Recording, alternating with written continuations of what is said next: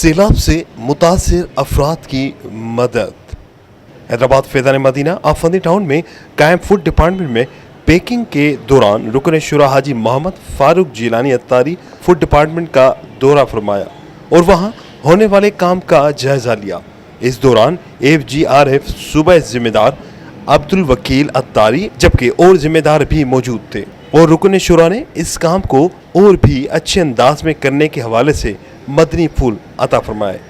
اس کے علاوہ حیدرآباد فیضان مدینہ آفندی ٹاؤن سے FGR کے تحت بارش اور سیلاب سے متاثر افراد کے لیے فوڈ ڈپارٹمنٹ سے صوبہ سندھ کے مختلف شہروں میں راشن آنے والی موجودہ سردی سے بچنے کے لیے گرم لحاف اور شالیں مختلف گاڑیوں میں لوڈ کر کے روانہ کر دی گئیں۔ جن شہروں کے لیے یہ امداد روانہ کی گئی ان میں بدین، عمر کوٹ، میرپور خاص، ٹنڈو اللہ یار، ٹنڈو جام، دادو، نواب شاہ، سکھر، حالہ، مٹیاری، جام شروع، کوٹڑی، خدا کی بستی، ٹھٹھا، ٹنڈو محمد خان اور اس کے علاوہ دیگر شہر شامل ہیں۔